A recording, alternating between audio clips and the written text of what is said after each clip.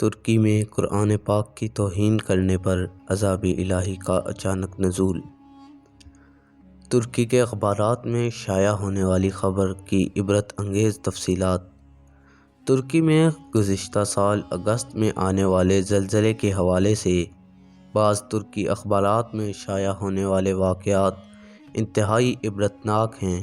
تفصیلات کے مطابق ترکی کی بحریہ کے کسی اڈے میں جو ساحل سمندر سے بالکل متصل تھا، رقص و سرود کی ایک مجلس منعقد ہوئی جس کے شرکاء 3000 کے لگ بھگ تھے۔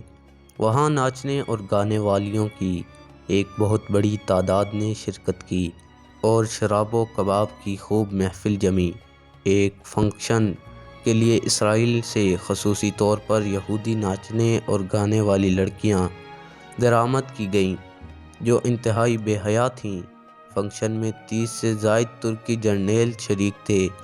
بتایا جاتا ہے کہ اس وقت جب کہ انتہائی بے حیائی اور فحش مناظر پر مبنی مجلس جاری تھی کہ ایک ترکی کے جنرل نے ایک کیپٹن کے ذریعے قرآن کریم کا ایک نسخہ منگوایا اور اس سے پڑھنے کو کہا۔ جب اس نے پڑھا تو اس سے اس کی تفسیر پوچھی تو اس نے لا علمی کا اظہار کیا۔ اس کے بعد مذکورہ جنرل نے قرآن کریم کے نسخے کو لے لیا اور پھاڑ کر ناچتے ہوئے یہودی اور ترکی لڑکیوں کے پاؤں کے نیچے ڈال دیا۔ ساتھ یہ بھی کہا کہ اس قرآن کو نازل کرنے والا کہاں ہے، حالانکہ اس میں یہ بھی ہے کہ ہم نے اس قرآن کو نازل کیا اور ہم اس کی حفاظت کرنے والے ہیں۔ نعوذ باللہ، اس قرآن کو اتارنے والا کہاں ہے جو اس کی حفاظت اور اس کا دفاع کرے گا؟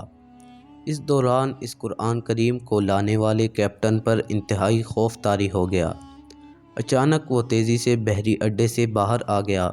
شاید اس کی وجہ یہ ہو کہ یہ شخص اس بحری اڈے پر آنے والے عذاب کے ابتدائی لمحات کا چشمدید گواہ بن سکے۔ اس کے بعد انتہائی عبرت آموز واقعات اور مناظر پیش آئے۔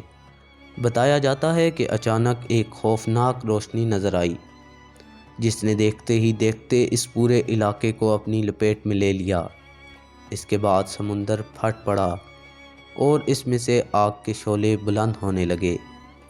ساتھ ہی لوگوں کی پھٹنے کی خوفناک آوازیں بھی آنے لگیں۔ اس کے بعد اللہ تعالیٰ نے اس پورے بحری اڈے کو اٹھا کر سمندر کے بیچ سے اٹھنے والی خوفناک لہروں کے درمیان پھینک دیا۔ اس کے بعد دوسرے علاقوں کو بھی زلزلے نے اپنی لپیٹ میں لے لیا۔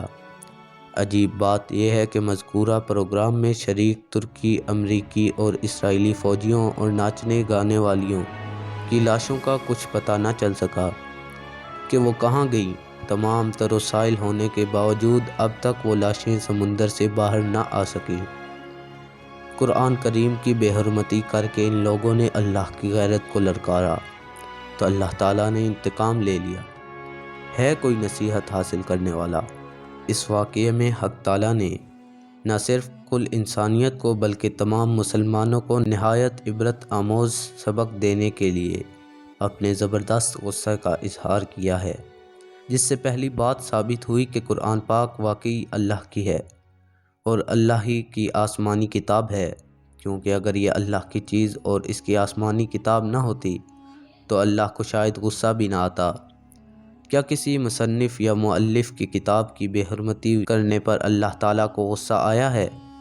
ظاہر ہے انسانی عقل و شعور کے اعتبار سے غصہ اسی کو آتا ہے جس کی چیز ہے۔